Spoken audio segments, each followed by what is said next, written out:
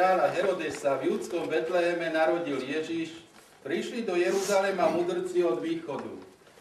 A hľa, hviezda, ktorú videli na východe, išla pred nimi, až sa zastavila nad miestom, kde bolo dieťa. Keď uvideli hviezdu, veľmi sa zaradovali. Vošli do domu a našli dieťa s Máriou, jeho matkou, padli na zem a kláňali sa mu. Potom otvorili svoje pokladnice a dali mu dary. Zlato, kadidlo a mirhu. Pán minister, milí dohňanci, a slovo tejto udalosti, totiž mali sme nedávno 6. januára Sviatok Troch kráľov, ktorý som počul aj v tomto evanjeliu. Tam sa nazývajú mudrci, čiže múdrymi ľuďmi. Som počul takú veľmi závažnú vetu, že budúcnosť sveta je ohrozená, ak neprídu múdrejší ľudia. Veľmi sú potrební ľudia múdri. Múdri ľudia sú nielen tí, čo majú veľa vedomostí, ale hlavne tí, ktorí vedia tieto vedomosti používať na dobré. Múdrci z Evanjelia pozorovali zvláštnu hviezdu, hľadali informácie, čo tento úkaz znamená a vydali sa na cestu a našli Mesiáša. Každé Vianoce si pripomíname túto udalosť, že Boží syn sa stal človekom. On je zdrojom tej nadzemskej životnej múdrosti, ktorú všetci potrebujeme, aby sme správne prežili tento život a mohli dosiahnuť väčší. Pán minister, na vašom poste je takisto potrebné veľa múdrosti, pretože aj od vašich rozhodnutí závisí mnoho po každej stránke.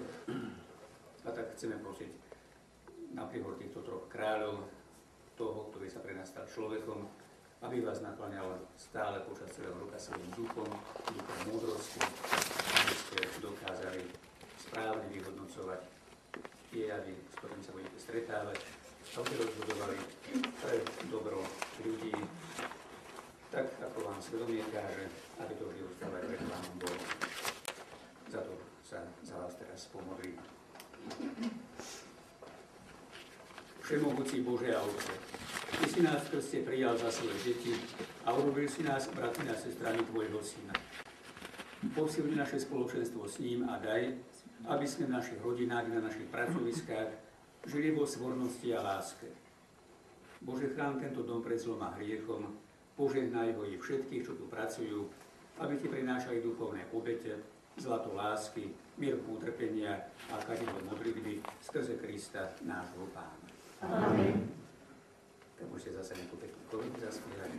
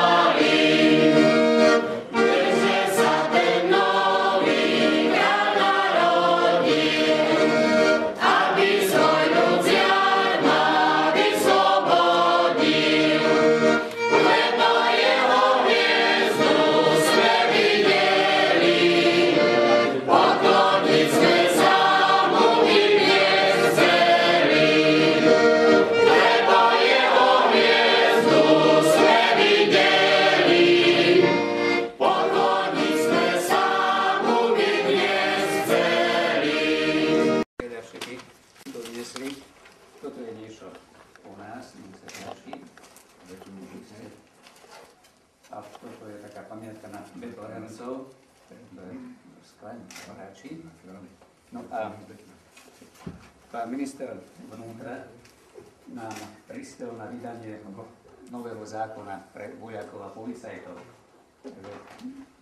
Takže Som vám prispel zase na niečo iné, pravda? Ešte bude väčšia knižka, pravda? Bude väčšia. Ďakujem pekne, pán biskup.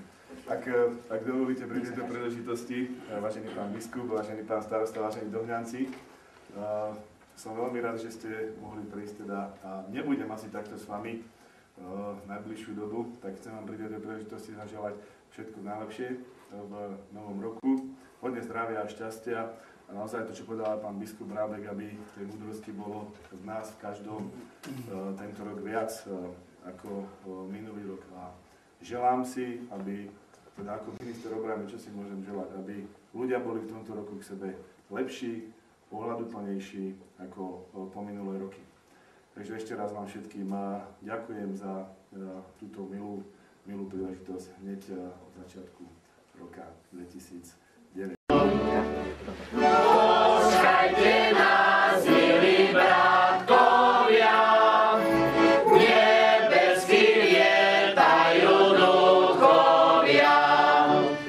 Sláva Bohu, prespevujú, pokoj ľuďom ohlasujú.